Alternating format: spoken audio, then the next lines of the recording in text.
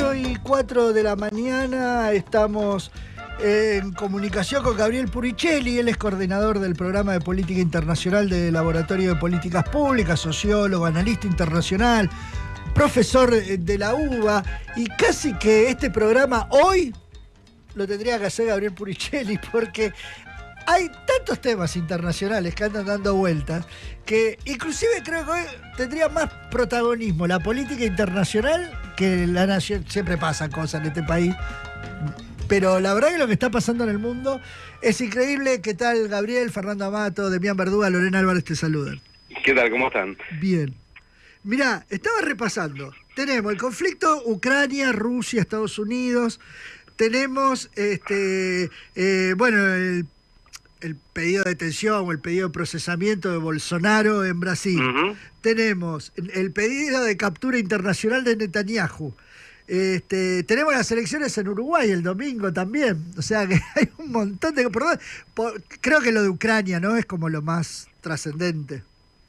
Bueno, realmente es lo que nos tiene al borde de lo que el Boletín de Científicos Atómicos llama la medianoche nuclear, ¿no? Sí. Porque esta es una cosa que, bueno, ya de alguna manera nos hemos acostumbrado, porque el conflicto que se suponía que podía durar prácticamente semanas, o esa era la planificación que tenía Vladimir Putin cuando decidió la invasión, se transformó en un conflicto sin resolución, sí, pero que, tratándose de un país, la Federación Rusa, que tiene la capacidad de, con su arsenal nuclear, destruir el planeta por sí solo, hemos estado desde el principio, y sobre todo desde que el conflicto se reveló como un conflicto que la Federación Rusa no podía resolver en los plazos que se planteaba, como un conflicto que incorporaba el peligro de el uso del arma nuclear, y eso en estos días se ha agudizado, sí, en conexión con los resultados de la elección en Estados Unidos, porque ahí es donde hay que empezar. Como la administración Biden, sí, piensa que probablemente bajo el gobierno de Donald Trump haya una propuesta de paz que consista simplemente en intercambiar kilómetros cuadrados de territorio soberano ucraniano por terminar con la guerra, el gobierno de Biden entonces se adelanta a darle más poder de fuego a Ucrania para que se defienda en estas semanas que quedan, para que si tiene que ir a la mesa de negociación, por ahí esté en mejores condiciones. Y la reacción... Porque me costaba entender lo de Biden, o sea, exacto, pero claro, es para tener mejor negociación. Efectivamente, porque como se ve venir esa situación y como Trump tiene esta lógica enteramente transaccional, que él no oculta, que es la misma que viene, sí, aplicando de los negocios y que ha aplicado en su política exterior cuando fue presidente, el cálculo entonces es ese. Entonces, si en definitiva lo que Trump tiene en la cabeza, y esto es lo que evidentemente sospecha la administración Biden y lo que él ha dejado entender, que es, va a perder soberanía Ucrania, le daremos a Putin lo que fue a buscar con la invasión, sí, entonces, bueno, tratemos de mejorar la posición defensiva, sí, de Ucrania, pero la consecuencia de eso, claro, no ha sido neutral, porque inmediatamente le redobló la apuesta. Putin redobla la apuesta, vuelve a amenazar con el uso del arma nuclear, que no es la primera vez que lo ha hecho, pero con el agravante de que hace unos días modificó lo que se denomina el posicionamiento nuclear, sí, de Rusia, modificó la doctrina militar de Rusia, diciendo que Rusia podría utilizar el arma nuclear aún frente a un ataque convencional, sí, mientras que hasta hace días el posicionamiento nuclear de Rusia era que solo utilizaría el arma nuclear frente a una amenaza consistente, sí, y creíble de que iba a ser a su vez atacado con el arma nuclear. Sí, aparte y por eso, como decía, sí, perdón que cierro nada más con esto, Fernando, sí, que por eso decía cuando arrancamos la conversación que estamos más cerca de la medianoche nuclear de lo que estábamos hace unos días, ¿no? Sí, igual me pareció en un punto, no sé si coincidirás, inteligente la respuesta de Putin, porque le mandó una bomba hipersónica que tiene capacidad de ojivas nucleares sin ojivas nucleares, que hubiera sido el acabose, pero le demostró, mira, yo si te quiero meter una bomba atómica te la meto.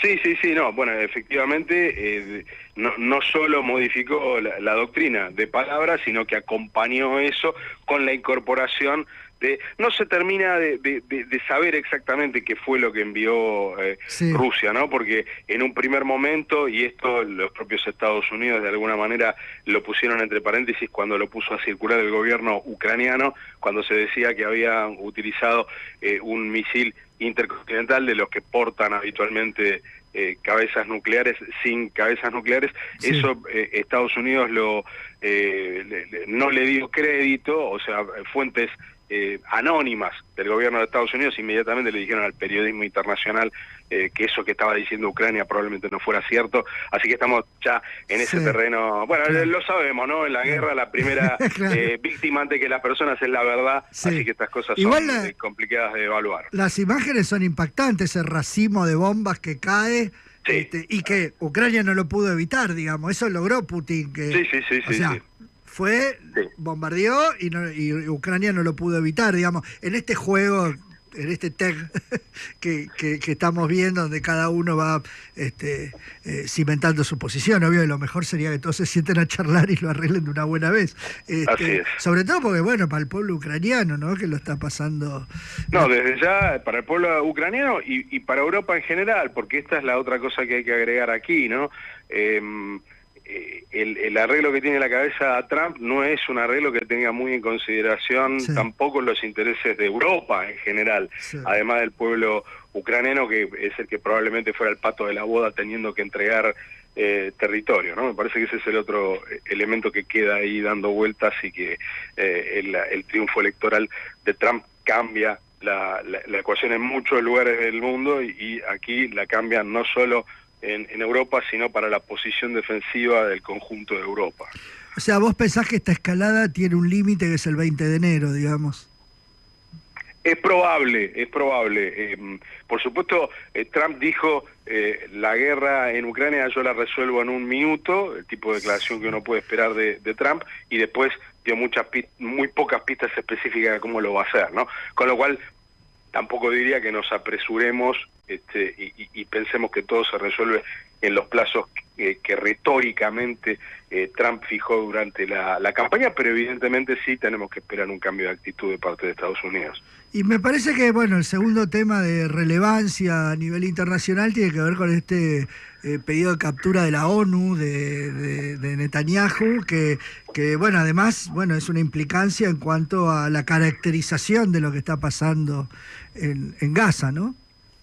Así es. Bueno, ahí es importante que pongamos que tratemos de ser lo más precisos posibles en la presentación en términos de legales y de derecho de lo que pasó ayer. Dale. No, nada que corregir a lo tuyo, simplemente introducir la precisión de lo que está pasando. Una de las salas de la Corte Penal Internacional, que es la sala de cuestiones preliminares, solicitó la captura de el arresto por crímenes contra la humanidad y crímenes de guerra contra Benjamín Netanyahu, el primer ministro israelí, y Yoav Gallant, el que hace muy poquitos días renunció como ministro de Defensa, pero que fue el hombre que llevó adelante la guerra hasta hace muy pocas semanas, y Mohamed Deif, el que se supone que hoy es el jefe militar de Hamas, ¿no? Esto igual es importante porque los dos bandos tienen criminales de guerra cuyo arresto se pidió ayer, ¿no? Eso es importante. Y tengo entendido que el de Hamas, algunos dicen que ya falleció. Sí, bueno, ese es el tipo de cosas que también es muy difícil de saber en este contexto, digamos, si Dave no se lo ve hace mucho tiempo porque han logrado esconderlo, o no se lo ve hace mucho tiempo porque han logrado matarlo. Eso no lo sabemos. Pero me parece que es importante porque de alguna manera la maquinaria de propaganda del gobierno de Netanyahu ha tratado de ocultar el hecho de que se pidieron 3 arrestos, y hace eje exclusivamente que está pedido el arresto de las autoridades israelíes, porque obviamente han salido al contraataque tratando de demostrar la parcialidad de la Corte Penal internacional. Igual, no sé, hay como un cambio de opinión últimamente a nivel internacional. Bueno, ayer leía que Países Bajos, Italia y no sé qué otros países de Europa decían que van a hacer cumplir lo que dice la ONU.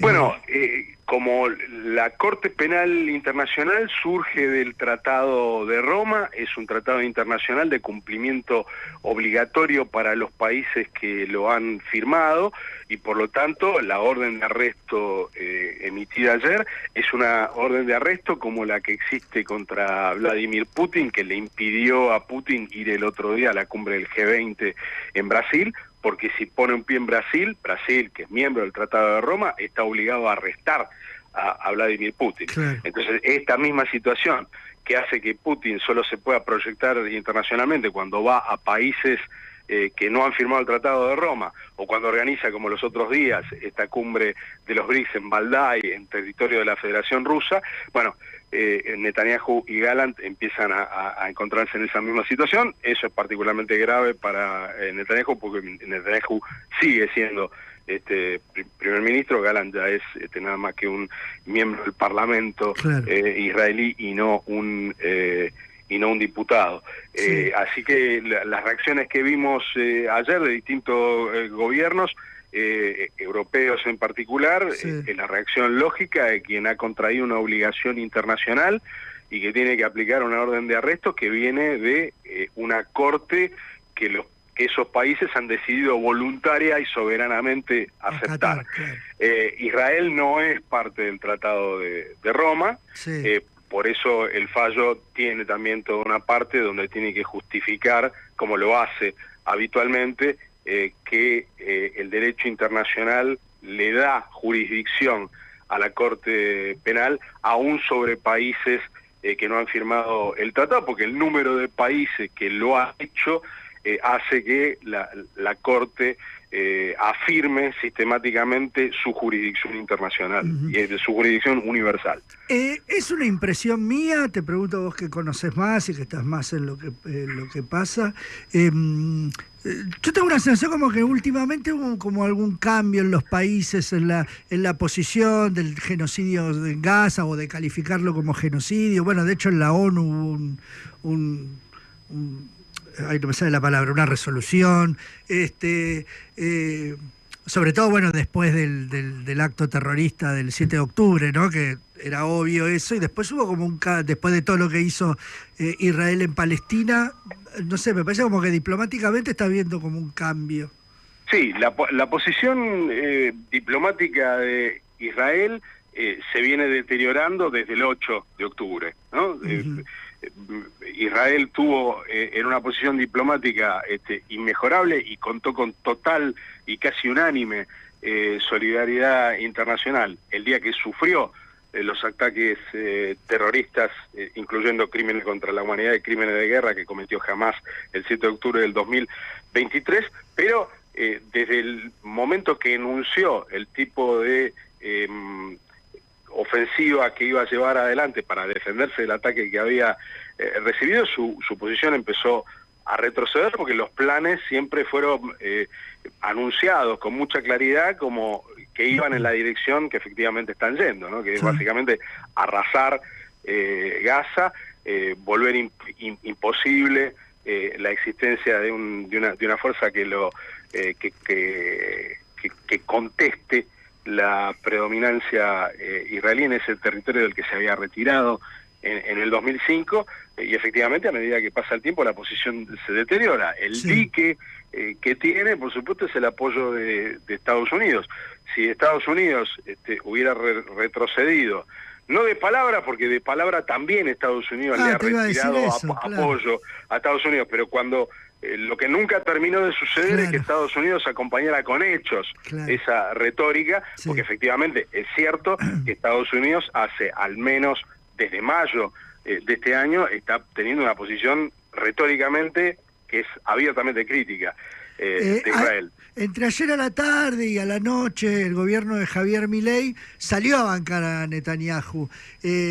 Más allá de esta posición, y además, ¿cómo crees que internacionalmente queda la Argentina? No solo con esto, sino bueno, con un montón de cosas que está que están pasando Bueno, últimamente, el G20 y todo eso. a ver, uno lee el comunicado, bueno, no el comunicado, es un post en la red de Elon Musk del gobierno argentino y no hay ninguna evidencia que quien escribió el comunicado haya leído la resolución de la Corte. Por eso también yo al principio de la conversación trataba de ser preciso con eso, ¿no? Sí. Porque, digamos, me parece que una de las debilidades de la posición del gobierno argentino es esa. Pero obviamente el gobierno argentino tiene posiciones dogmáticas de principio nada más. Es muy difícil encontrar en la política exterior, y desde que echaron a Mondino, más difícil todavía, encontrar una fundamentación y encontrar cuál es la reflexión que hay detrás de lo que el gobierno está diciendo. Hay como respuestas meramente automáticas, donde lo único que importa es la simpatía personal que tiene el presidente por Benjamín Netanyahu, porque también ahí yo pongo un poco entre paréntesis esto del alineamiento con Israel. No me parece que Argentina esté protegiendo los intereses de Israel cuando se alinea estrictamente con un gobierno que sabemos que dentro de Israel tiene una contestación fortísima y que es un gobierno que si hubiera elecciones hoy y si por arte de magia se resolviera la guerra, terminaría casi con total seguridad con Netanyahu fuera del gobierno y probablemente preso en Israel. Sí. Y anoche Milei anunció un memorándum de entendimiento con Israel. Sí, bueno, son todas estas cosas que sacan de la galera. Yo dudo mucho que Israel esté invirtiendo en este momento recursos diplomáticos en pensar este tipo de iniciativas, ¿no? Está muy bien lo que decimos. Es de locos pensar que un memorándum de entendimiento se anuncia 5 horas después de lo de Netanyahu, o sea... Totalmente. Eso lleva años.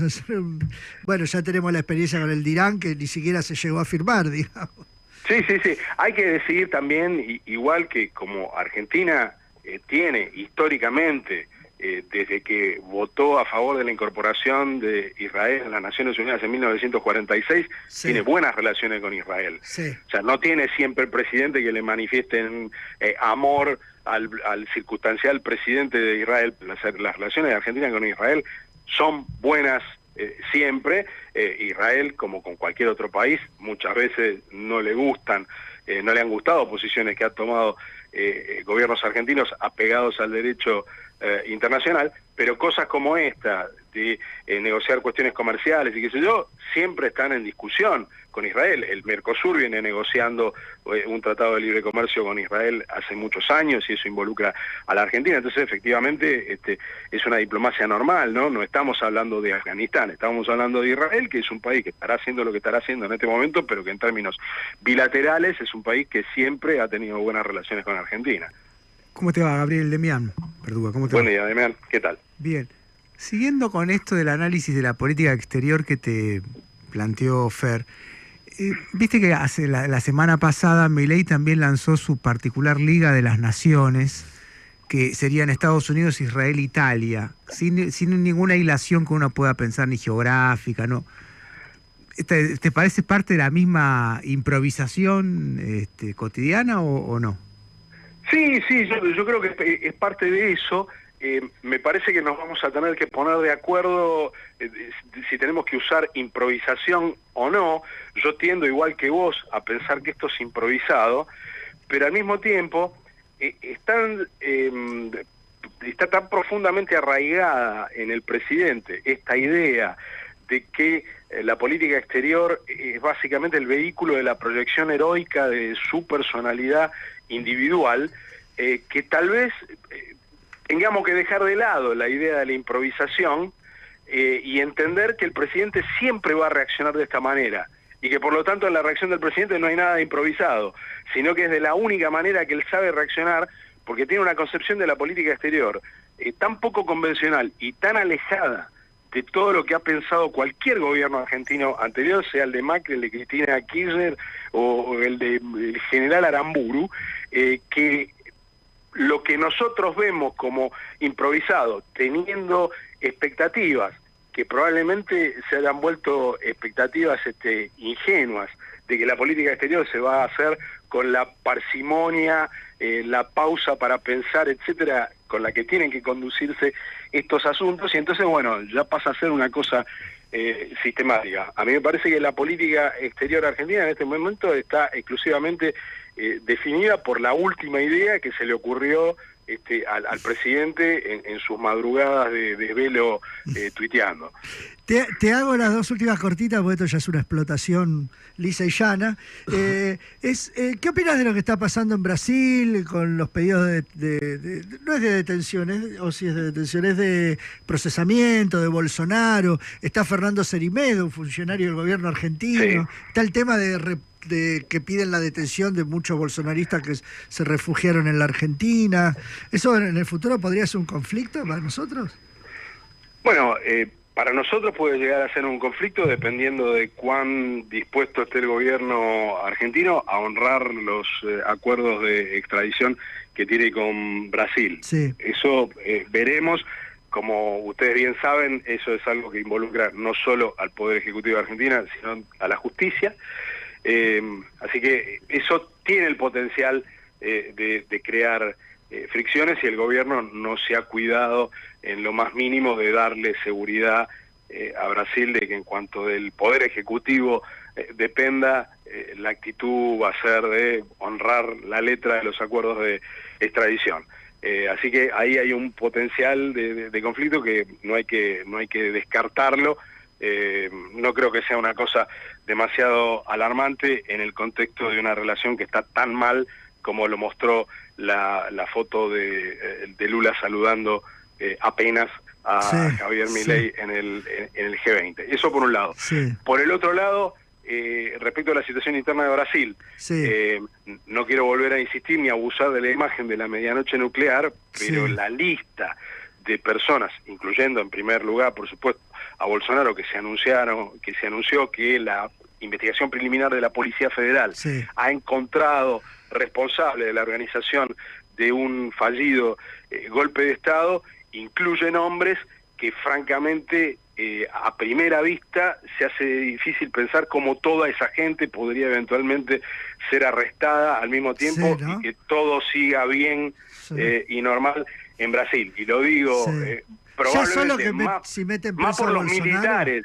Claro, lo digo probablemente más por los militares que están en esa lista, que por Bolsonaro. En cualquier caso, la verdad es que si esto es algo que Brasil lo puede procesar institucionalmente sin que provoque una situación política complicada, probablemente en el futuro nos tengamos que sacar el sombrero frente a la capacidad que han tenido los tres poderes de Brasil de defenderse de la amenaza más seria a la democracia de los últimos 40 años. Y la última, el domingo hay elecciones en Uruguay, ¿cómo la ves? Bueno, difícil arriesgar, porque está parejo. Está parejo como lo estuvo cuando ganó Mujica. Es una situación que se repite. Todo indica que las cosas están del lado del Frente Amplio para una victoria muy exigua, pero no es responsable adelantar un resultado, porque va a ser muy bravo. Lo que estamos viendo aquí en Buenos Aires, que importa, es una fortísima movilización. Estamos viendo a decenas de miles de hermanos uruguayos subiéndose al buquebús, y bueno, eso que estamos viendo en el puerto de Buenos Aires probablemente sea una de las cosas que defina esta elección, que seguramente va a estar del lado de quien esté por un puñado de miles de votos nada más. Gabriel Puricelli, te agradecemos un montón, te exprimimos un montón. Pero bueno, viste todos los temas internacionales que hay, es tremendo cómo está el mundo, es una cosa de loco. No está sencillo, y por lo menos nos saca de nuestra miseria de pensar que somos los únicos que tenemos problemas, que por cierto los tenemos, pero bueno. Total. Gabriel Puricelli, muchas gracias por este contacto con Pasos Perdidos. Gracias a ustedes por el llamado. Un abrazo.